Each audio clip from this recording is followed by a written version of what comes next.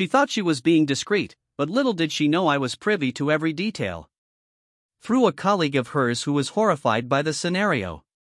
While she plotted, I quietly strategized. Fortunately, I had plenty of time to cool my temper and prepare for the next showdown. The stage had been prepared and everything will unfurl tonight. After supper. So is tonight the night? Deborah inquired. Yes, I am finally going through with it. I'll wait till after dinner, bring him a beer and then tell him the news. I firmed up. Just remember to stand your ground. He will not take it well, but you must remain firm. Deborah reminded me. I understand. Exactly like we discussed. He does not have a choice. This is what works best for me. And if he genuinely cares, he will understand. I comforted her. Exactly. Prepare yourself for the yelling and opposition. He'll struggle. But he'll eventually give in, maintain a controlled, assertive demeanor, allow him to vent. And he will realize, you mean business, Deborah advised? Right. And as far as he knows, it is only temporary. He will reap the benefits once he has adjusted. Then everything will fall into place. Are you certain about this? John can be stubborn. I stated my concerns. Janet, John adores you. Yes, he will be furious, but deep down he'll do anything to keep you happy, including accepting this. Deborah reassured me. Okay, I will trust your judgment. I relented. Believe me, it took me several unsuccessful marriages to figure this out, but my present hubby is entirely compliant. Give it time. And John will also fall in line. You will have both the security of your marriage and the freedom to explore. Deborah revealed boldly after finishing the day. I returned home to make John's favorite dinner. When he arrived, he greeted me with his usual, I love you and a cheek kiss. Despite my efforts to appear composed, nerves still lingered. This represented a dramatic departure in her marriage. Nonetheless, I maintained the confidence that all would be worthwhile. Deborah had been sharing her experiences with a female lead marriage flame for quite some time, and she had noticed how satisfied her husband appeared in their dynamic. It convinced me that John would be happy with it as well. Dinner discussion flowed easily as we shared anecdotes from our day and discussed current events. It felt like any other evening supper to us. After dinner, I insisted that John rest with a beer while I took care of the cleanup. He hesitated, ready to help. But I assured him that I had everything under control, with leftovers placed in dishes in the dishwasher. The moment has arrived. I'm pouring myself a glass of wine. I mentally braced myself for the upcoming conversation and entered the living room ready to face the matter front on. John darling, we need to talk. I began to prepare myself for what was to come. Of course, sweetie, what is on your mind? He replied, his tone was gentle. Okay, John, I understand this may be difficult to hear, but I feel compelled to do it. Please understand that this is merely temporary. I explained, hoping he understood the gravity of the issue. Whatever it is, if it is significant to you, I am on board. Your happiness means the world to me. He replied with startling calm. Thank you for being so understanding. So we've been discussing starting a family and I'm almost ready for it. But first, I'd like to address a few issues. I proceeded cautiously. That's great news, sweetie. What are you responsible for? He inquired excitedly. It was now time for action. I took a long breath, bracing for his response. Well, John, I need to look into several things before we settle down permanently. It's only a transitory period. After that, I'll be fully committed to being the best wife and mother possible. I confessed, hoping he would not burst. That seems sensible, my darling. But what exactly do you mean by explore? He inquired, surprised me with his composure. I couldn't believe how well he was handling it. This was not the explosive outburst I had expected. I intended to date other men for a while. Please note, however, that it is entirely physical. You are the one I love. After a few months, I'll return to you and we can concentrate on growing our family. I explained. I was relieved that he was not erupting in rage. Well, Janet, it appears that you have already made your decision without my approval. I'd like to make it plain that I am not in favor of this. I recognize that you are your own person. I will not stand in your way if you believe this is what you must do. John replied calmly, surprised me with his collected reaction. Denver's observations were proving accurate. Maybe John was more welcoming than I expected. So Janet, how do you see it working? Well, one of us will be moving out. Or are you expecting me to leave? Are you planning on bringing your dates here or will you go to their homes or hotels? John's tone remained conversational. Well, I figured we were still living here. After all, we are still married. And as I have stated, our intimate life will not alter. I may pay them visits from time to time, but I will also bring them here. On those nights, you would sleep in the spare bedroom. I don't see the need for a hotel. When we have room here, I explained, attempting to remain calm while navigating the logistics. Okay, I'd like to underline that I disagree with this. However, I must urge that I will not be intimate with you while this is going on. It is a question of my personal health.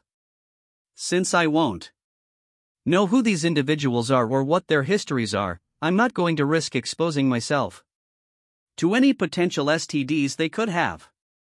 Furthermore, whenever you complete this phase and decide to return to me, I will need to wait until you have been checked and cleared of any hazards.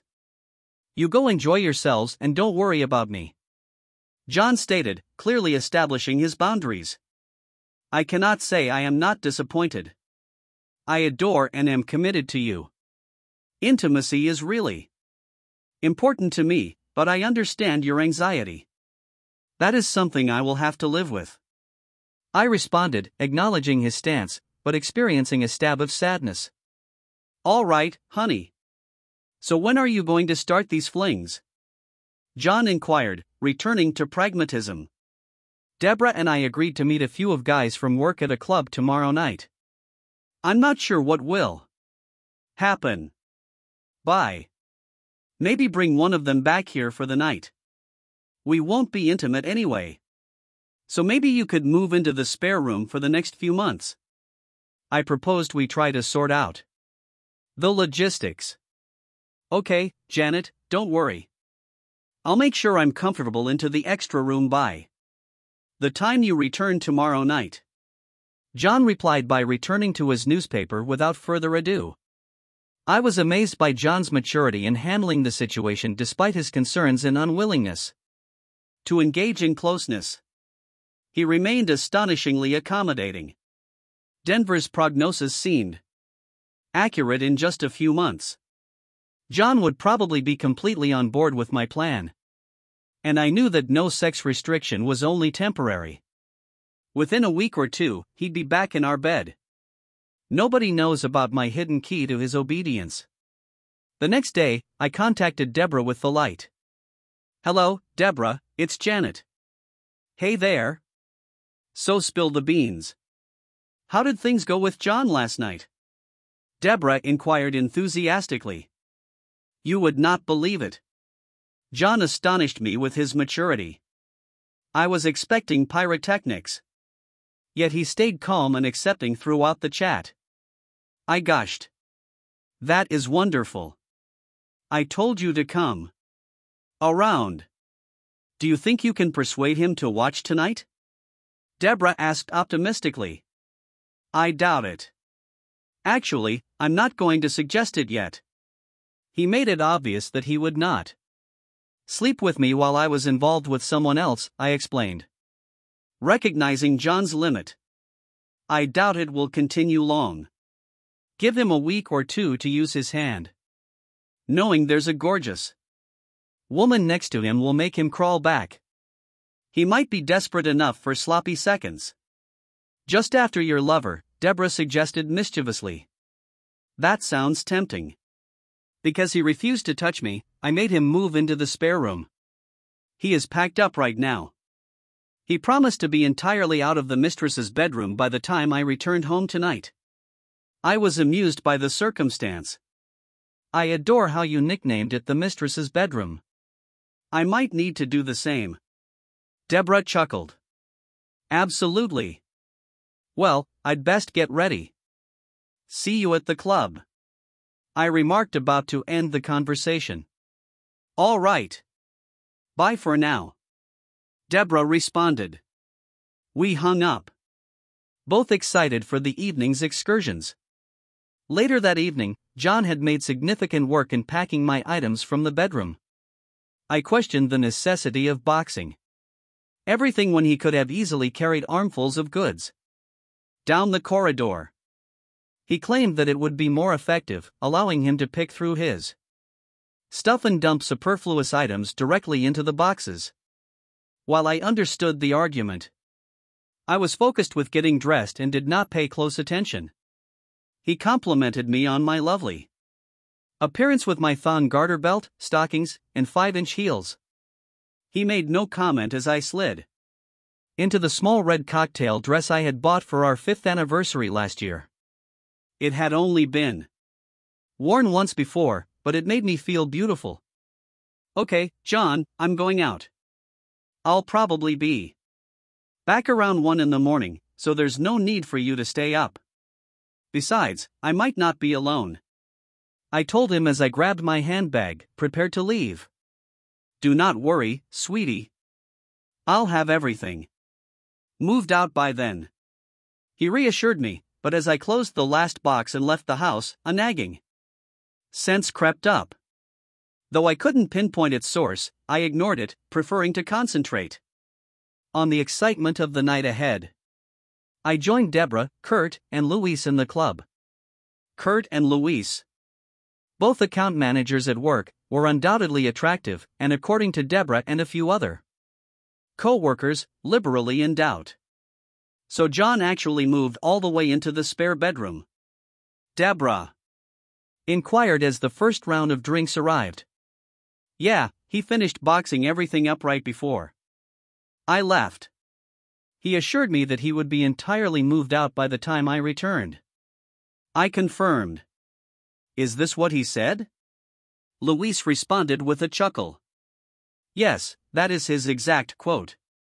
I said, I'll have moved out by then. We all share a laugh. I was thinking we could get the little cock to move over and do it on the bed next to him. Kurt said, earning more laughs. Maybe I giggled after working on him for a week or two. But first, why haven't either of you studs invited me to dance yet? We spent the next couple of hours dancing and drinking. I danced with both guys several times, loving their companionship and the sensation of their hands around my waist. During the slower songs, we hugged closely, and their hands frequently made their way to my backside. Deborah and I eventually retreated to the powder room to plot the end of the night. After a few rounds of rock, paper, scissors, I ended up bringing Louis home while Deborah went with Kurt. The house was dark when I led Louis through the front entrance. John must have already gone to bed. It was fine. We didn't need an audience just yet. Leading Louis down the corridor and into my room, I was pleased to see that John's possessions had been moved away. Perhaps I should give him a small incentive tomorrow, such as a handjob. It was definitely worth considering. But for the time being, my focus was elsewhere. We wasted little time removing her garments, though. Louis demanded I keep the garter belt and stockings. My thong had vanished hours earlier, a mischievous souvenir taken by either Kurt or Louis. Not that it mattered. It was not a problem because of John's financial assistance. Tonight promised to be blazing hot after Louis left to care for his family. I slid into my robe and went to the kitchen to make some coffee. I couldn't help but be disappointed that John hadn't already taken care of it. It was past 9 o'clock after all. He'd usually been awake for an hour at this point. I made a mental note to discuss it with him later. It seemed normal to expect him to have coffee and food ready for me after such a late night. So much for the hand job I had planned as a thank you for moving into the spare bedroom while I was away. I ate a bagel for breakfast before going to the shower to freshen myself. The hot shower performed wonders on my tired muscles, and I didn't have any pressing obligations for the day. I chose a comfortable and simple outfit consisting of an old pair of shorts and a t-shirt, since I'd just be spending time with John. I grabbed a functioning bra and a pair of ordinary panties as soon as I finished pulling my hair into a ponytail. My phone began ringing. "Hello, Deborah." I greeted when I saw her name on the caller ID. "Hello there. So spill the beans. How was Louis last night?" she inquired enthusiastically. "He was great. Everything I'd hoped for." Despite a little hitch, he declined my offer. I confessed about John. "How did he react in the morning?" Deborah inquired, diverting the discussion. "I'm not sure. I'm truly upset since he appears to be sleeping in. I was expecting him to have breakfast ready with coffee made by now." I complained. "Make careful to voice your unhappiness and state your expectations clearly. Keep asserting yourself. But remember to reward him for his efforts, as this will motivate him to step up," Deborah advised wisely. "I'm starting to become annoyed that he's still not awake." "Hold just a moment as I give him a wake-up call," I said with determination. I walked down the hall to the spare bedroom and hammered on the door. When I called out John's name, I received no response. Trying again, I received quiet once more. Finally, I turned the doorknob and flung it open. "Damn," I said, shocked. "What's happening?" Deborah's voice boomed over the phone. "John is not here. His clothes are missing from the closet," I responded, panic growing. "Hold on," I said as I ran through the house. "His truck has also vanished, as are all of his tools." The nagging sense in the back of my mind continued to strengthen. "No." I gave a gasp. "What? What's happening?" Denver pressed impatiently. "John moved out. Now everything becomes sense." I misread his meaning. He did not state he was relocating his belongings to the spare room. He stated he was leaving my room. Then he mentioned being moved out before I returned. I assumed he meant out of my room, but he meant out of the whole house. "I need to call him and see where he went," I exclaimed in realization. No. That is not the way to approach this. Contacting him now demonstrates weakness. You have to keep strong. "Let him come to you," Deborah advised sternly. "Trust me.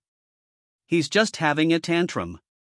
In a few days, he will crawl back. This is actually a positive thing. Now you have the upper hand in punishing him and making him beg to return. It will accelerate the procedure. I wouldn't be surprised if you let Louis or Kurt knock you up and force Sean to raise the child." "Are you certain about this?" I asked. "I am still feeling a little uncertain." "Absolutely. Just look at what my husband does for me," Deborah said confidently. "Well, I must confess that you have been correct thus far." I relented. "Of course I did. Kurt would like to meet you in the storage room at work for an hour on Monday," Deborah added casually. "Can we actually get away with that?" I inquired, feeling little uneasy. Of course, half the girls do it. I handle all scheduling. I'll email you the details. Simply. Sell as a gathering somewhere else. Do not worry. The boss never goes in there. And everyone who needs something from their nose should contact me first. Deborah reassured me. We talked a little longer before finishing the conversation. Despite my concerns about John leaving, I couldn't ignore my feelings for him and my want to spend my life with him. But Deborah had portrayed such an appealing vision of the feminine, with its freedom to pursue other men while maintaining John as a faithful, subservient spouse. Maybe in a few years I might convince John to quit seeing other guys if I was ready to give them up. He wouldn't need to know that it was on my conditions, and I might maybe use pegging as a condition for allowing him to return. I'd have to think about that one. But first, I needed to recover from yesterday night, gearing up for what would definitely be a long, hard day at work tomorrow. I laughed at the unintentional innuendo. I made a basic meal, had a glass of wine, and went to bed Friday morning. I hadn't heard from John in a week, which made me increasingly concerned. Deborah, on the other hand, maintained her optimism, assuring me that his quiet was not wholly unexpected. She expected him to contact her shortly. Furthermore, she pointed out, the longer he stayed away, the more leverage I had for his eventual return. Throughout the week, I had met with Kurt Lewis and a few other gorgeous men in the storage room, as planned. Today's program even featured a double teaming with Kurt and Lewis in the afternoon.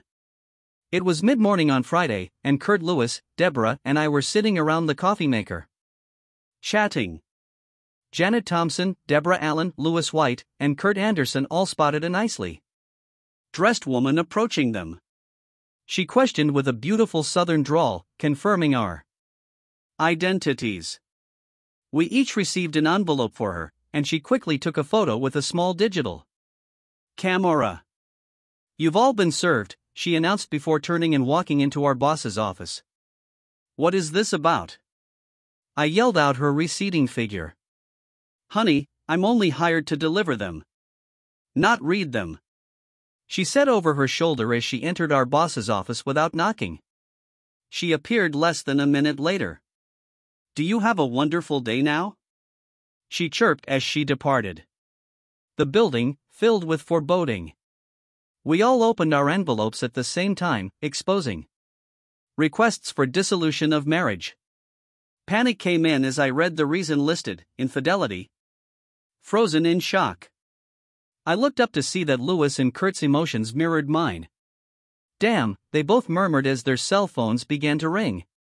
The situation quickly worsened as Lewis and Kurt got calls from their wives, who had been given evidence of their infidelity. Moments later, their belongings were unceremoniously pushed out the front door, leaving them in search of alternative housing. The anticipated delivery of divorce papers loomed over them. What the hell erupted from the interior of our boss's office, forcing him to walk out and face us with rage in his voice? He shouted our names for everyone to hear. Thompson, Allen, White, Anderson, get your asses in gear. My stomach sank as we obediently filed past him into his office. The door slammed shut behind us. Bad. I didn't even begin to cover it. Could any of you idiots explain this to me? Our supervisor demanded, holding out the manila package in front of us. Neither of us dared to speak up. Fine, I will enlighten you, morons. It appears that the corporation is being sued for failing to follow the moral code contained in our employee handbook. Any guesses on why?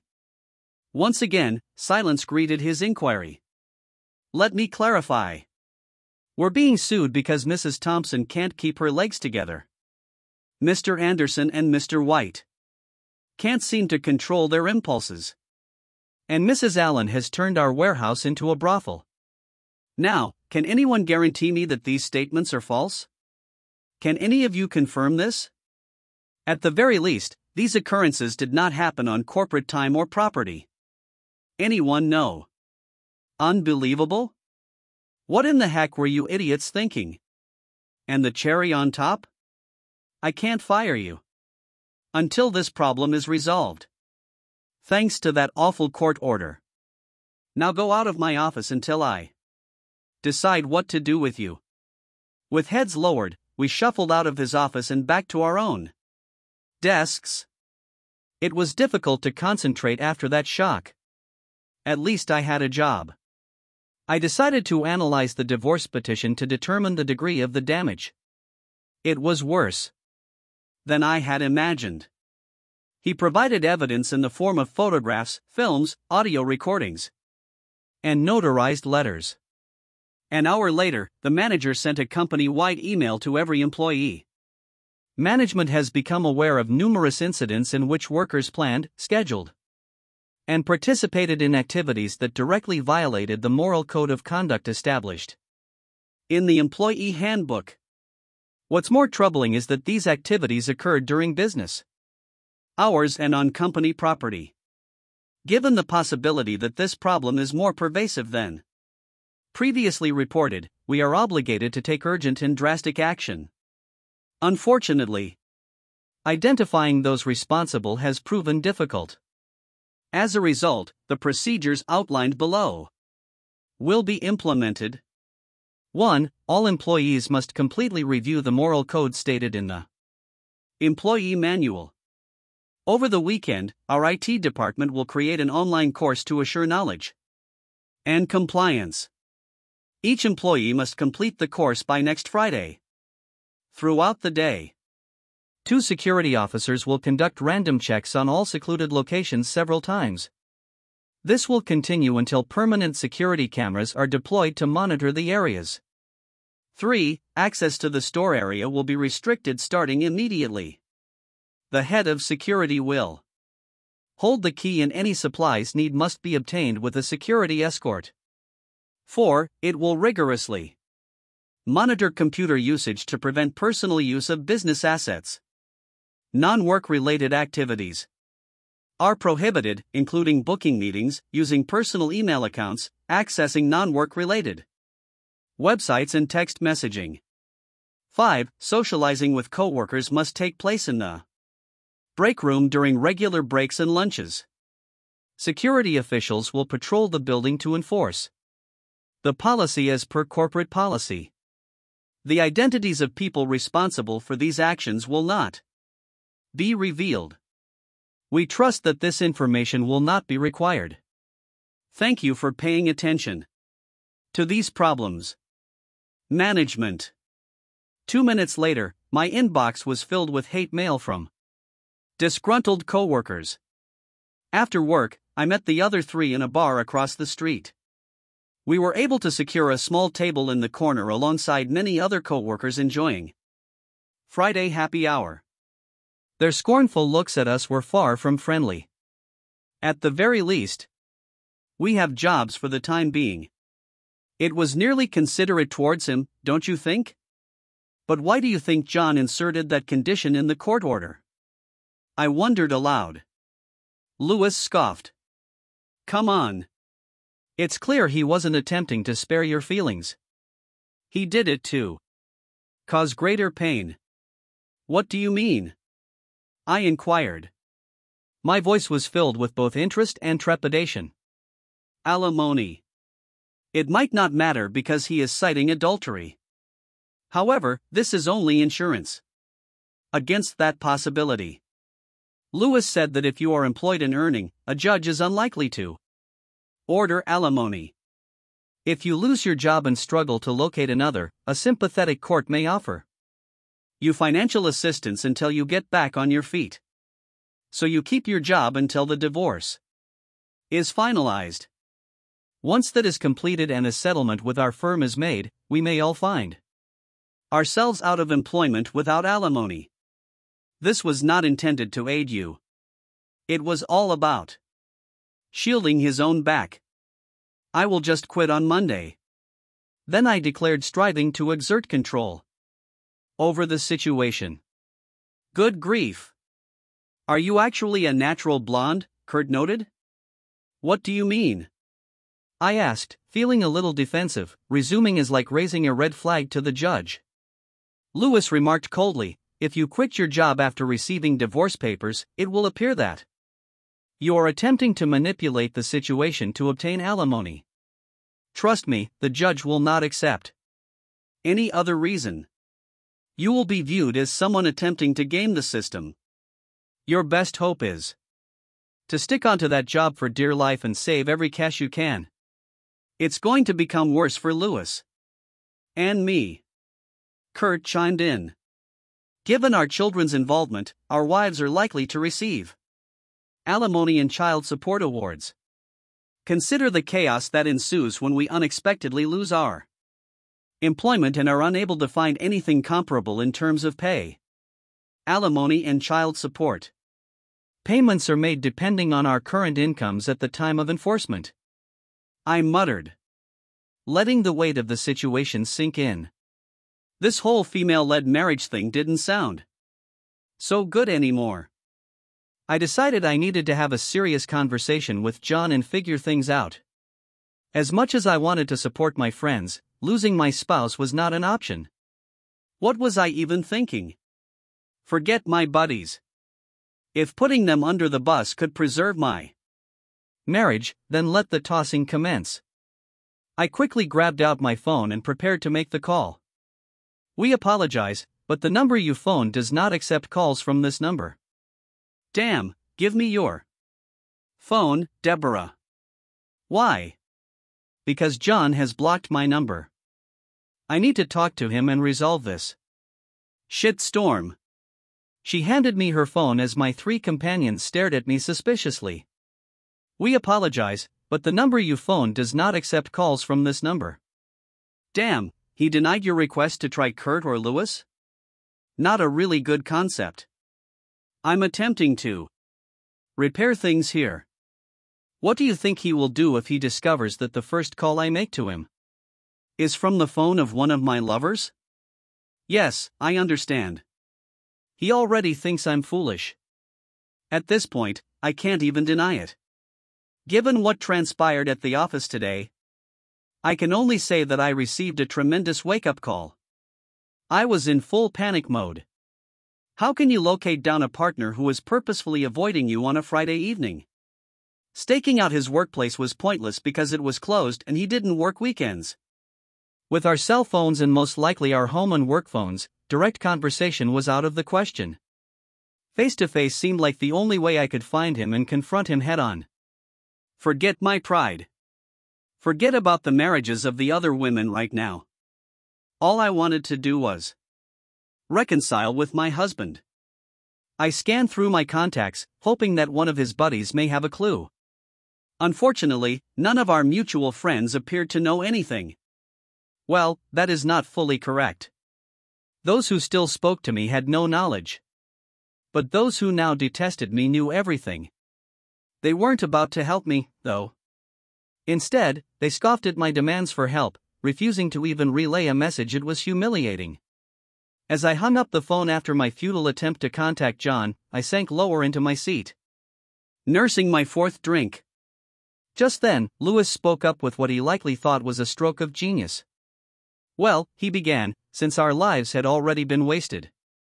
Why don't we go to Janet's and spend the night as a foursome? I couldn't believe what I heard. Did he truly believe that was a good idea? Perhaps to him. But after receiving the reality check, I couldn't entertain the thought. Despite feeling as if everything was falling apart, I clung to the sliver of hope that John and I could save our relationship. That hope would vanish in an instant if I agreed to Lewis's suggestion. Lightly declining, I suggested that Deborah take them home with her. I had a husband to try to reclaim, and I wasn't about to blow that chance. Over the weekend, I tried every possible method to find John, from searching motel parking lots for his truck to driving by his friends' houses at various times. I investigated every possible avenue. I even tried to tell his best friend, hoping he would abandon me for John. But despite my efforts, I came up empty-handed. I stationed myself across the street from his workplace on Monday morning, waiting for him to arrive. However, as the morning progressed, John never showed up. Disheartened, I lingered for another hour. But there was still no sign of him. By then, I was already late for my own job, but I was beyond caring. The impending settlement meant my employment status was precarious anyway. Bracing myself, I entered the office and approached the receptionist, hoping for some information on John's whereabouts. Unfortunately, I learned he was on leave for the next 2 weeks.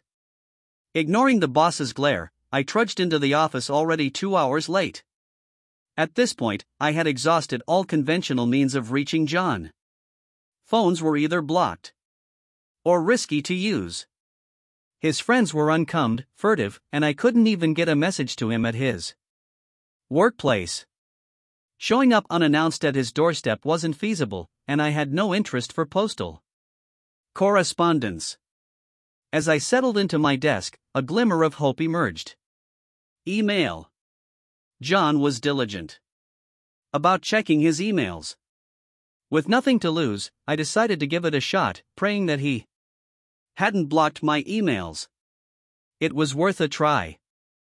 John, I won't attempt to fabricate excuses as it would only waste our time.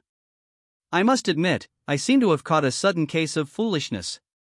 It's not fair to blame Deborah.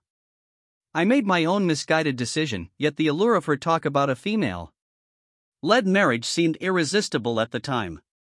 Deep down, I knew better than to think you entertained such an idea. It took a metaphorical blow to the head for me to snap out of it. I'm awake now, profoundly embarrassed and genuinely sorry for my actions. I understand if you can't forgive me just yet, John. Despite my recent behavior, my love for you remains unwavering. Please don't blame yourself.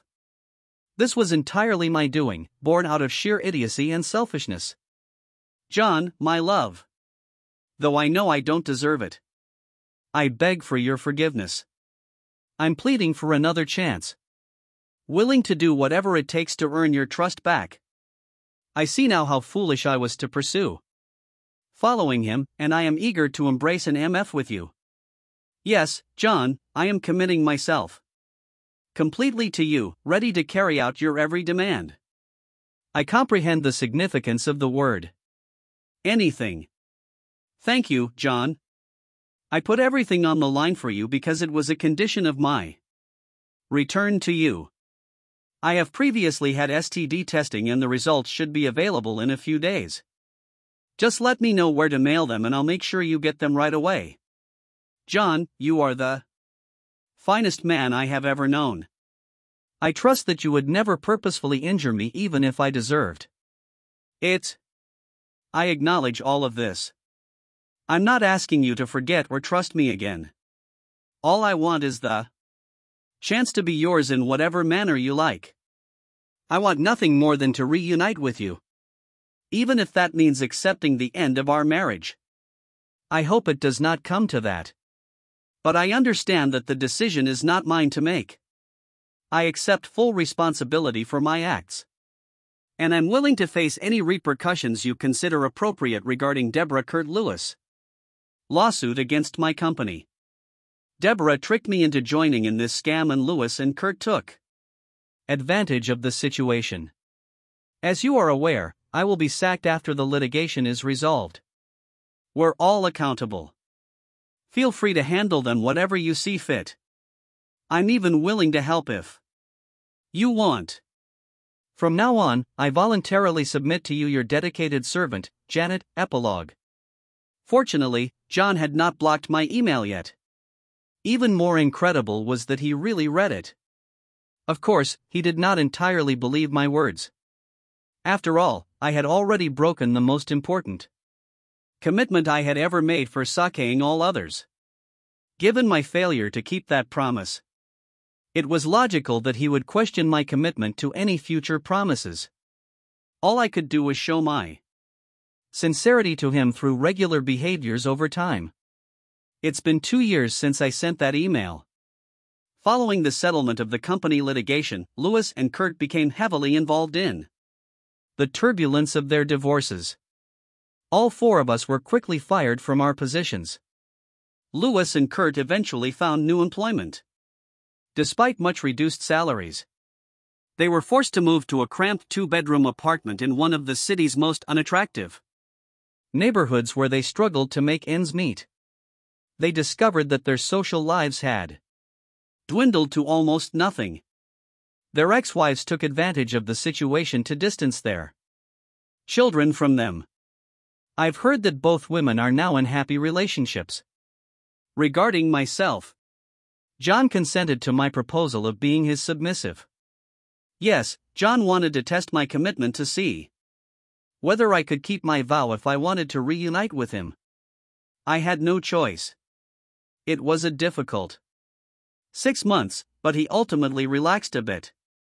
Now, he only brings other women home every few months. After losing my job, I stopped working completely. John was promoted and now makes enough for us to live comfortably without my salary. I mostly stay at home, caring for our 2-year-old twins and managing the household. Most of the time, I am not dressed. Although John recently suggested that I'll need to start wearing clothing at home soon because the kids are growing up. And it would be weird otherwise. However, for the time being, I only dress when we leave the house or have company around. I still answer the door naked for deliveries. Deborah's still married. Sure, she was also fired, but no one expected her to face serious consequences. She had great influence over her husband. She will just find another work and her life will go on as usual. Life is not always fair. Yes, right. Marcus wasn't the subservient pushover that everyone assumed. He was. When he had gathered all of the proof, he became outraged. I've had a terrible 6 months. But it's nothing compared to hers. When he felt she'd had enough punishment, he served her with divorce papers. He was tormenting Deborah. He was secretly liquidating all of their assets and protecting them. He gave her the house after refinancing and claimed all the equity, then disappeared. She lost her home and all of her money, but she did manage to find another employment. It paid only half of what she had been making previously. In addition, she earned a bad reputation. She still goes on dates, but the men are only interested in one thing: getting in her trousers. She isn't dating right now because she still needs to finish another month of antibiotics. You may wonder why I tolerate this predicament, or maybe you find it humorous that I'm getting the penalties I deserve. If you're outraged because John didn't abandon me, know that I thank God every day for his mercy, even though I know I am deserving. Otherwise, I must endure, because I simply cannot imagine life without the love of my life by my side. Yes, John punishes and degrades me, but he still loves me. I maintain the right to depart whenever I want, and John has promised me fair treatment in the event of a divorce. Nonetheless, I declined his offer. He is an excellent father, partner, and spouse, and I want nothing more. I became so obsessed on the idea of a female-led marriage that I lost sight of what was genuinely important. Instead of finding fulfillment in an equal partnership, I have adopted a submissive role toward my husband. It was not the road I had envisioned, but I am satisfied with it. Here is the next story. My name is Lester Anderson. And it's been a year since my world broke into a million irreparable pieces. To say it simply, blew up isn't fully correct. I played an important role in its demise. I orchestrated its demise and then walked away amidst the commotion, aided by perhaps 60 accomplices who participated in the deception. My wife, regrettably, was one of those conspirators, and there was a sick joy in seeing them all brought down alongside her. Prior to this seismic transformation in my life, I was blissfully clueless, a happy husband, madly in love with his wife, basking in the bliss of Our joint existence. Our 5-year marriage felt like a dream, a comfortable household. I cherished my friends and neighbors, successful careers, and supportive families, financially secure. We were creating a future together, but it took an unexpected turn. I wish I could provide some rationale, a thread of logic to help untangle the mystery of our relationship, but the reality escapes even me. She was my college sweetheart, kind, witty, and affectionate. She never demonstrated any signs of adultery, flirted with other guys, or dressed provocatively. I never questioned her faithfulness. I work in a research and engineering facility that specializes in cutting-edge electronics for prestigious clients such as the National Security Agency and the military. We affectionately call it Geek Central. The odd thing about us geeks is that while we thrive on the complexities of our professional lives, we keep things refreshingly simple at home. Whatever you see is what you get. There is no elaborate sight because simply we are not adept at deceit. Some may perceive our demeanor as adolescent, and it may be interpreted as such by traditional norms. We enjoy telling silly jokes, discussing esoteric movies and literature, and delving into complex minutiae. Regardless of our seeming sophistication, we do not have a high level of social finesse. However, one thing we keep dear is our dedication to honesty in the world. Honesty is not simply a virtue. It is the foundation of our reputations and thus our careers. Geeks do not lie. We recognize how important our credibility is, both personally and professionally. My wife, Sandra, works in high finance at Wilson & Wilson, a significant participant in financing large-scale construction projects throughout the mid-Atlantic states. Despite their considerable influence in the industry, I've noticed that many of Sandra's colleagues lack the academic credentials I'd anticipate. While they have a great understanding of financial topics and excel at spreadsheet programming, I frequently feel out of place when speaking with them. This division was underscored by an incident involving our decision to name our 2 cats Oscar and Nat, which reminded me of my high school days. One of Sandra's co-workers recommended we use names of more well-known figures, demonstrating the contrast in our opinions. In their society, it appears that prestige and conformity reigns supreme, leaving me feeling like an alien. Sandra and her colleagues excel in navigating the complex webs of finance, where every detail is thoroughly documented.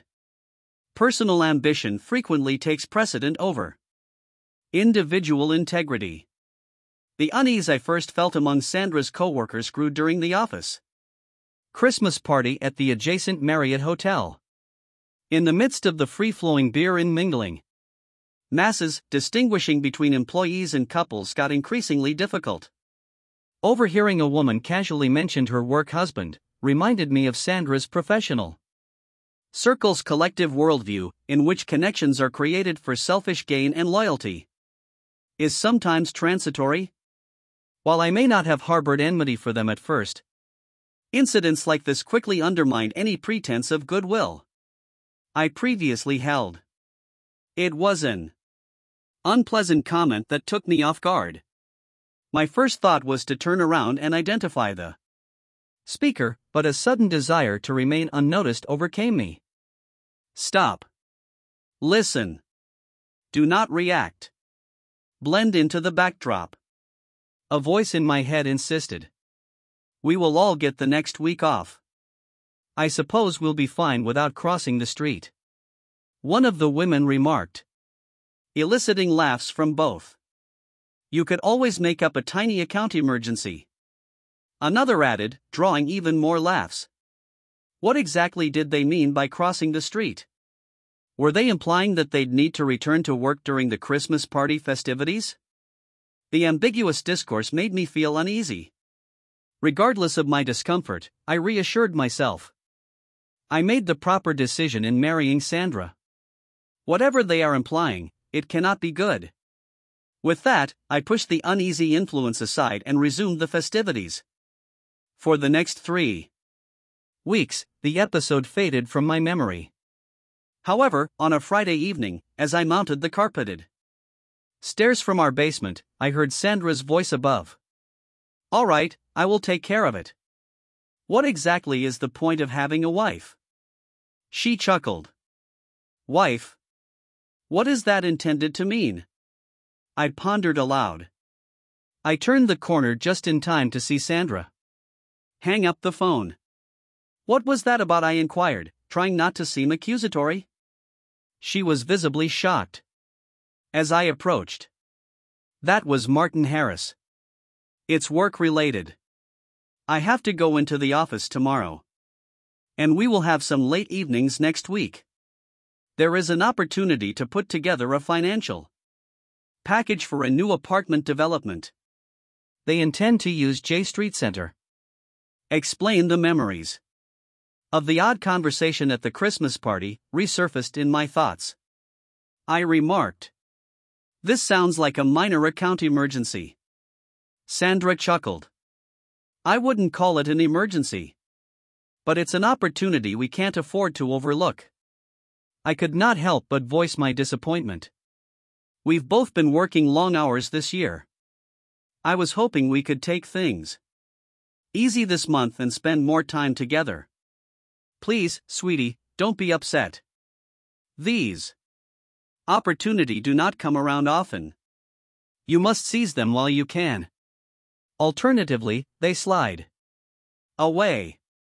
Sandra reassured me. "I pledged to make it up to you."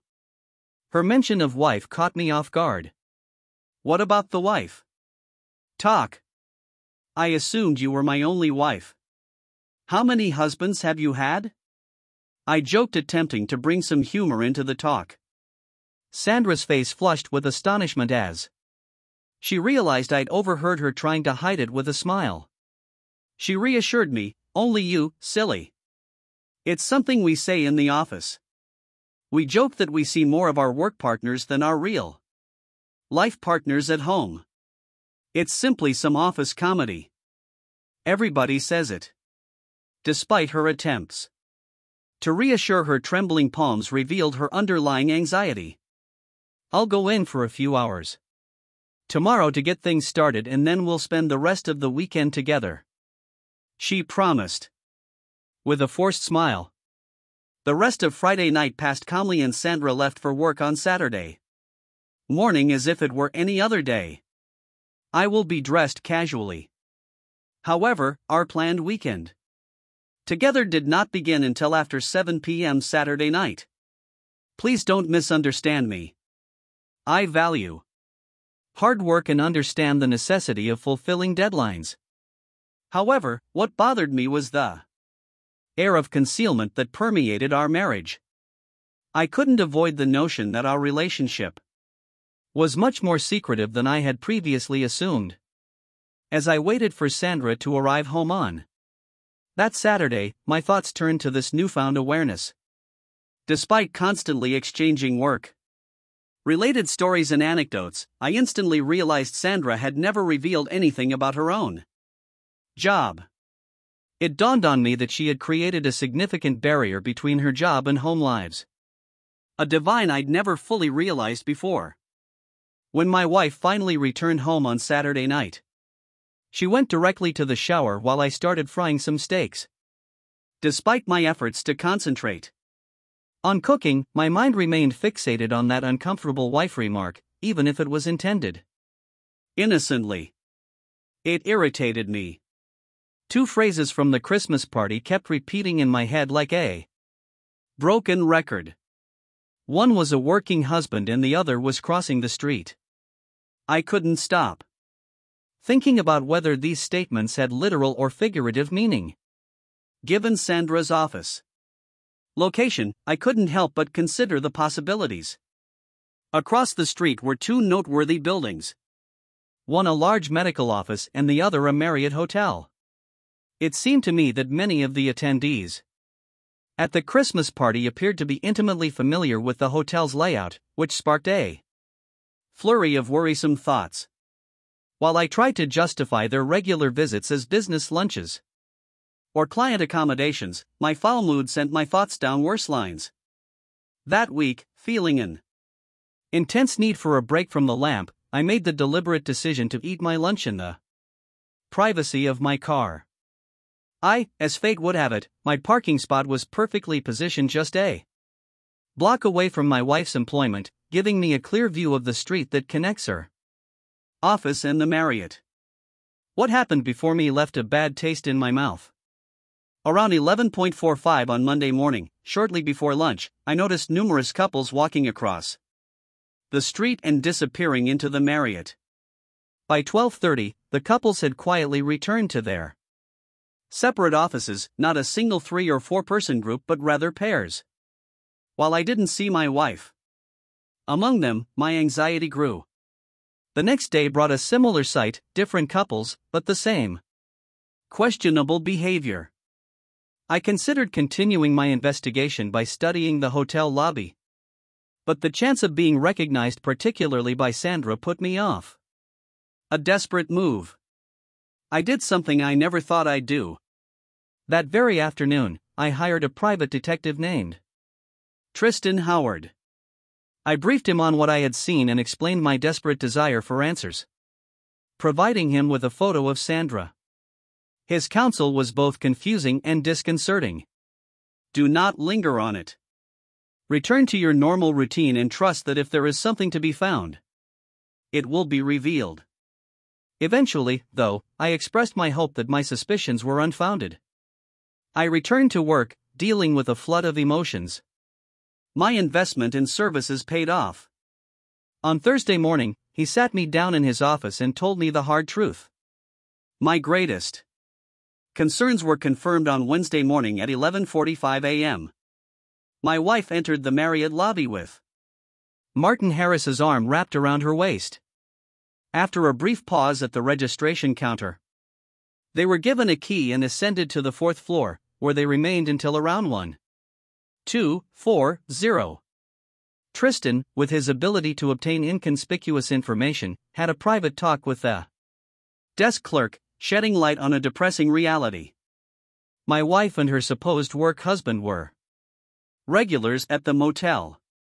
This revelation came at a low cost of $1,300 according to Tristan, who warned me that collecting incontrovertible evidence would cost more.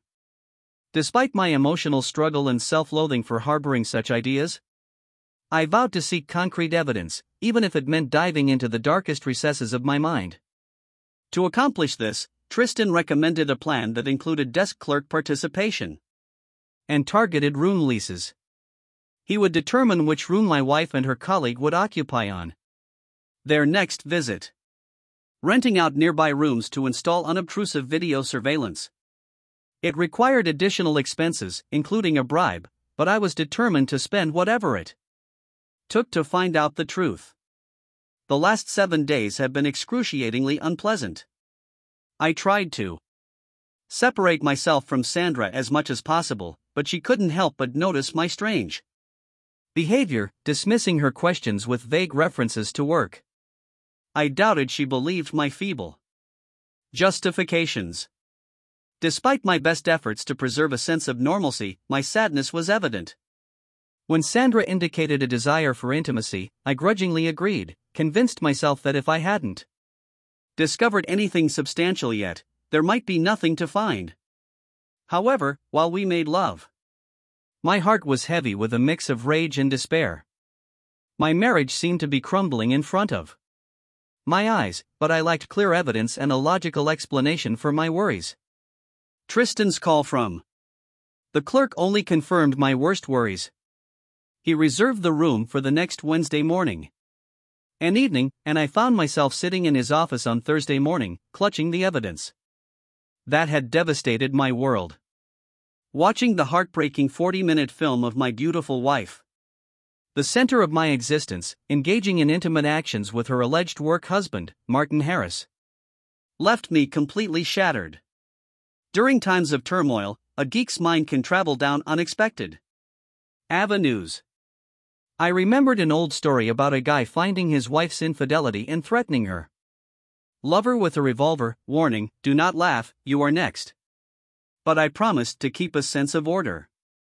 Amidst the mayhem, they would suffer the consequences of their betrayal, and I would muster the courage to walk away before tackling the matter head on. I knew I needed some time off. Being under the same home with Sandra was smothering and awful, so I scheduled the remainder of the week off, alleging a need to be at Wallops for the weekend.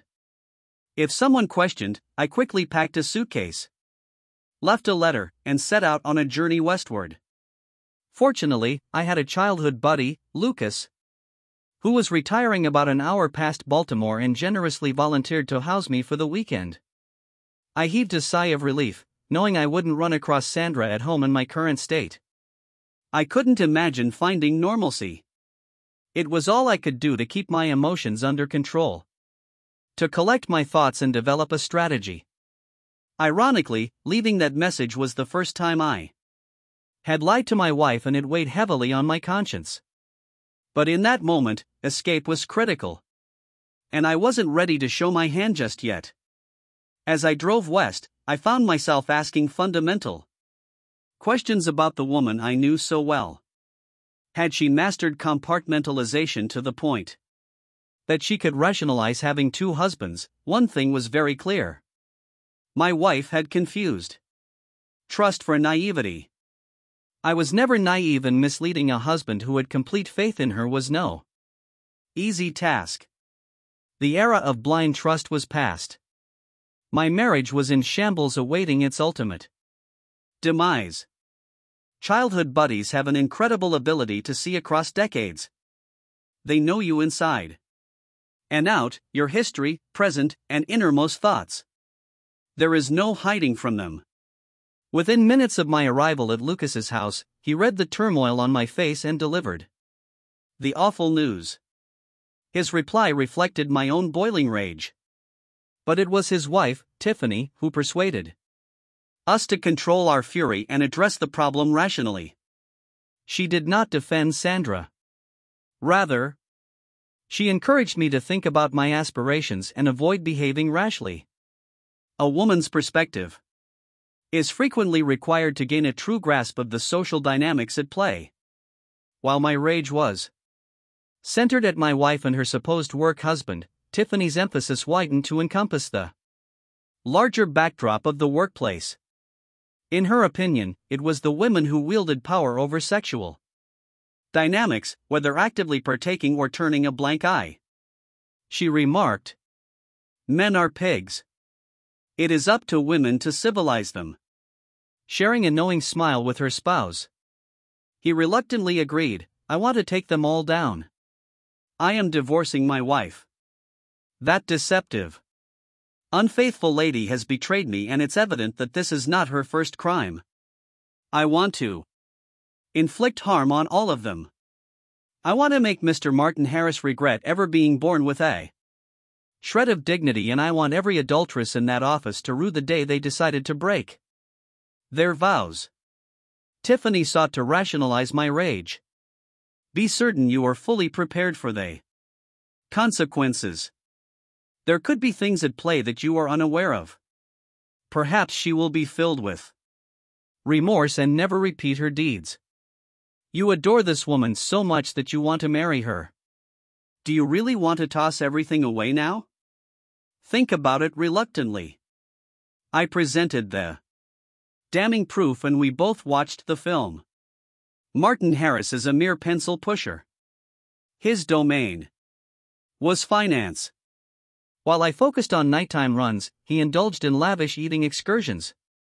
Martin Harris was anything but menacing. For 40 painful minutes we witnessed my wife submitting herself to her alleged work husband. It was a soul-crushing experience. She smiled and even laughed, while I felt like my world was collapsing around me. As the video ended, a heavy quiet fell over the room. I turned to Tiffany for advice. "How long should I ponder this?" I asked.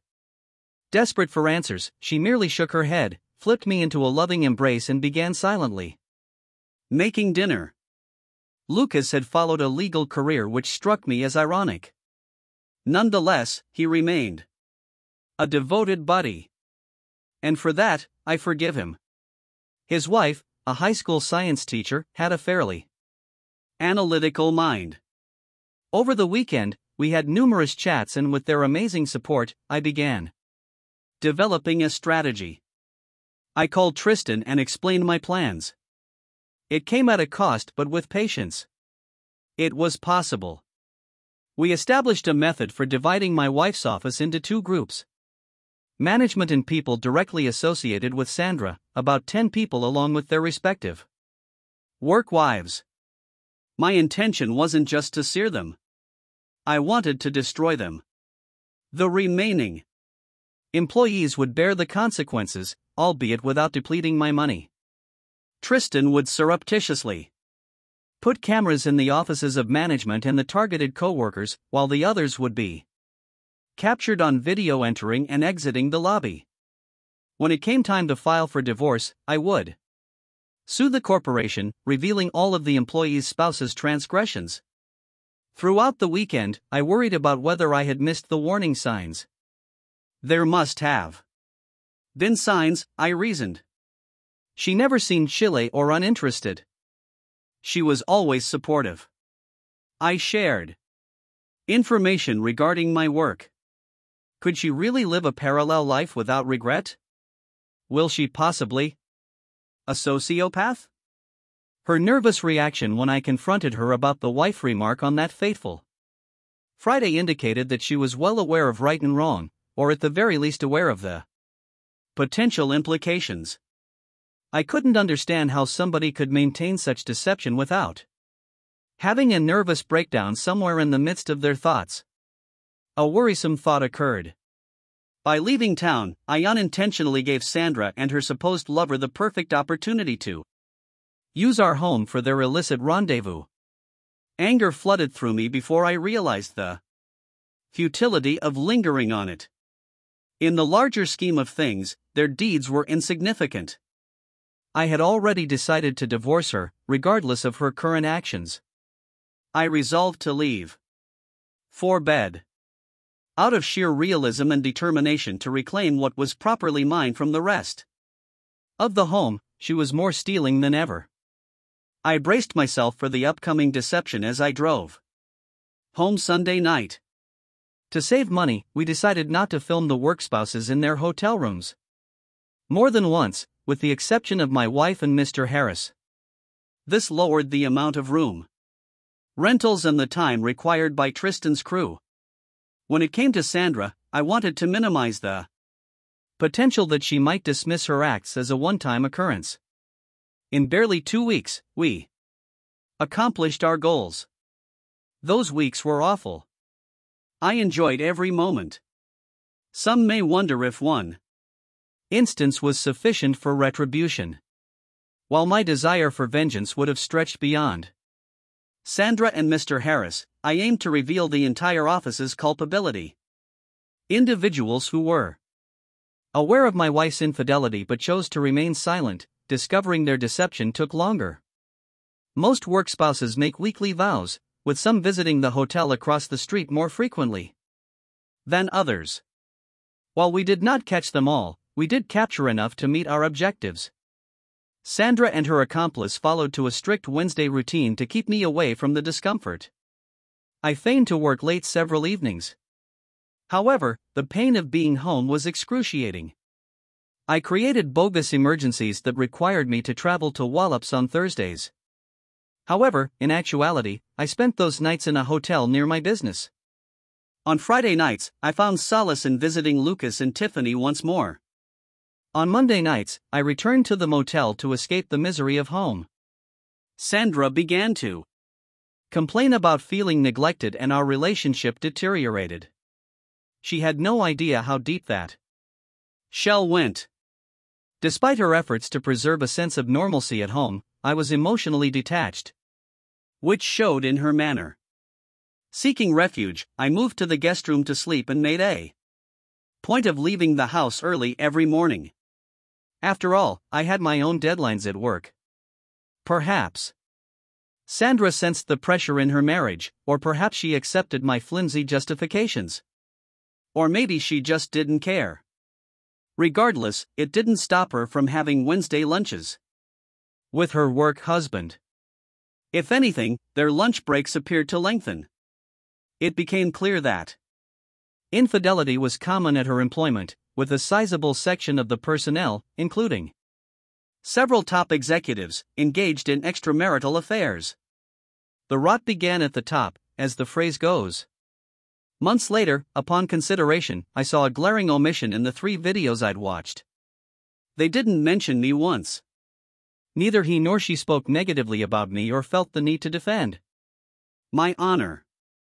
What stung even more was the fact that she was wearing her wedding rings throughout those encounters, a silent monument to her disregard for her marriage.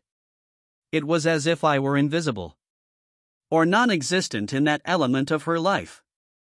While there was a sense of warmth between the two lovers, it felt hollow, a lack of genuine intimacy, as one would anticipate from a committed relationship. They were more than casual partners, but not true lovers. The instant I saw my wife and her work husband waltz through the lobby, his arm clutching her waist on their way to their rendezvous, I knew the marriage was beyond saving. Watching them engage in their tryst reaffirmed that there would be no place for debate, justifications, or tired cliches. I was determined to end not only our marriage, but also her entire workplace.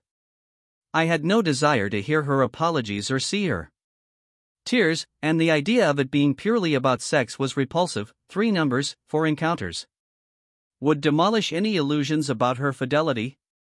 My lawyer diligently drafted the legal documentation, and Tristan handled the rest. On Monday morning at precisely 10 a.m., a process server walked into Wilson & Wilson's offices, serving Sandra and Martin Harris at their desks with methodical step. He went to the CEO's office and served the corporation itself. It's almost ironic in retrospect that the CEO, Simon Wilson, was complicit in the identical infidelity I tried to uncover. At 67, he had a trophy wife who was half his age. What compelled him to seek solace in the arms of a 45-year-old secretary is a mystery to me. My phone kept buzzing at 10:20, but I silenced it without hesitation. Meanwhile, 5 of Tristan's operatives began distributing manila envelopes to the genuine spouses of all firm employees. Some received images, others videos, along with detailed reports that they could use in divorce proceedings. Martin Harris's wife was handed an especially large envelope. For others, a letter served as a wake-up call, informing them about the unsavory actions taking place at Wilson & Wilson and urging them to face their husbands when they return home. Each envelope carried a brief note in the spirit of transparency. Thank you to Sandra Anderson for bringing this to our attention. I couldn't help but worry how many allies deceitful wife would have by Tuesday morning. Wilson & Wilson's demise was sudden and dramatic. Following my complaint against the corporation, a flurry of 20 additional legal lawsuits emerged.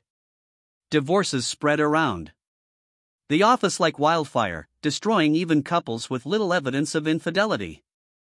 Management's attempts to fire employees affected by the scandal exposed their own culpability in the mess. Innocent people fled, rushing to repair their shattered reputations. The media jumped on the spectacle, and within 2 weeks, a story detailing the firm's demise prominently used the term work spouses. I couldn't help but wonder about the origin of that phrase. Perhaps it was invented by a naive husband who was unaware of the reality of corporate culture. Following the controversy, business decreased, and the office closed within 2 months. For nearly a year, the once bustling skyscraper remained strangely vacant. Eventually, I found myself sitting across from Sandra in my lawyer's office. Tears flowed down her cheeks as she struggled to express regret. After weeks of receiving angry texts interspersed by denials, pleadings, and failed attempts at bribery and negotiation, she finally accepted some responsibility for her conduct. She blamed her Misdeeds on the attraction and environment of high finance. I tried to understand the link between her infidelity and the financial sector, but it was clearly embedded in the society. However, her apology was short-lived. In an odd turn of events, she tried to shift the responsibility onto me, claiming that my failure to communicate my worries led to the issue. Ridiculous. You shouldn't have to tell your spouse to avoid extramarital affairs, let alone cultivate a work husband in the first place. Sandra's infidelity remained a confusing mystery to me, and she never provided an adequate explanation. All I could tell was that she had experienced a tremendous metamorphosis. The previously bright-eyed and seemingly honest woman with a passion for business had transformed into a deceptive and duplicitous individual, apparently led by the slogan, "What he doesn't know won't hurt me." Tristan informed me that their liaisons only took place on Wednesdays during their lunch breaks, and they had not taken advantage of the opportunity to meet during my departure from home that weekend. It seemed as if Sandra practiced some weird type of dual marriage in which adultery was limited but not totally eliminated. Tristan sought to justify her behavior, claiming it was a bizarre type of bonding ritual. Wilson and Wilson created a poisonous company culture in which teamwork was synonymous with close relationships among staff. There appeared to be a warped sense of loyalty at work, with employees attributing their adulterous activities to a single individual. Their closest co-worker Tristan frequently suspected that they consider themselves cognitively superior. I struggled to understand the concept of sharing clandestine knowledge or assuming communal risks, whether it was a shared secret or a distorted social contract. Despite my attempts to make sense of the situation, I couldn't shake my emotional attachment to both my marriage to Sandra and the events surrounding our divorce. I had to decide if I wanted to spend my life dealing with these people's intricacies or simply walk away. Ultimately, I chose the latter. My revenge mission did not go as planned. While I won my legal battles, the company's coffers were empty, and Martin Harris faced near total ruin in his divorce procedures. The irony was not lost on me. My activities had caused both the corporation and Harris's financial demise, putting them unable to satisfy the court judgments against them. My wife, who had lost her work, requested alimony after her divorce. But my lawyer successfully claimed that her unemployment was a direct result of her infidelity, and she was refused financial assistance. Even the heartbroken wives who had been hurt by their partner's betrayal carried hatred toward me for exposing the unpleasant truth, putting me squarely in their crosshairs. It was an unanticipated result in a large city where I could survive without their devotion. However, one person's reaction took me off guard. Emma Harris approached me one evening in a bar, radiating an obvious charm that drew my attention. She introduced herself and sat near me. Her intentions are apparent. She announced, "I'm divorcing my husband, but I want more than just revenge. I'd like to confess to him that I slept with his mistress' husband. Will you help me with this quest, Mr. Anderson? What do you say, Lester? Will you defile me and help humiliate the man who deceived your wife?" After some thought, I agreed. As it turned out, I had no regrets about my decision. Sandra's family was initially angry with me, but I decided to address the situation head-on by showing them the incriminating footage. They were filled with emotion after witnessing her betrayal, giving apologies and tears. Ultimately, they exonerated me of responsibility for the divorce, though they tried to urge me to give Sandra another chance. However, forgiveness evaded me. I couldn't remember Sandra ever asking for it, and my heart hardened for more than a year. Reflecting on the events of my divorce, I couldn't help but feel irony. Despite my experience in high-tech electronics, Sandra's infidelity was uncovered using simple means such as a parked automobile, a bribe to the desk clerk, and off-the-shelf tiny cameras. It was a sharp reminder that even the most advanced technology cannot prevent treachery and issues of the heart. Reflecting on how easy I discovered their deception, I couldn't avoid the thought of how easily they may have hidden their affair. After overhearing a few chats from that point forward, I realized their misdeeds were clear. Couples casually crossing the street demonstrated a brazenness that bordered on arrogance. It begs the question, does anyone care about appearances anymore? It was nearly unbelievable that they had evaded detection for this long. It made me wonder if the world I lived in resembled the reality around me. Were such occurrences prevalent in the field where I worked? Those who boasted about their romantic triumphs were typically solitary figures. Their sole friend is their own hand. Once again, I found myself on the sidelines seeing the cool kids' antics from a distance. I occasionally see Sandra in passing, whether on the street or at stores. We never speak, and I am unaware of her present pursuits. When our gazes meet, I notice a spark of grief in hers, but I can't bear to keep her stare for long. The sight of her still pulls at my heartstrings, a reminder of the life I once had, which is now in ruins. I have rounded a corner and am going on a new path. Like a detonator, it causes an explosion. I set in motion events that shattered not only our relationship, but also my own sense of identity.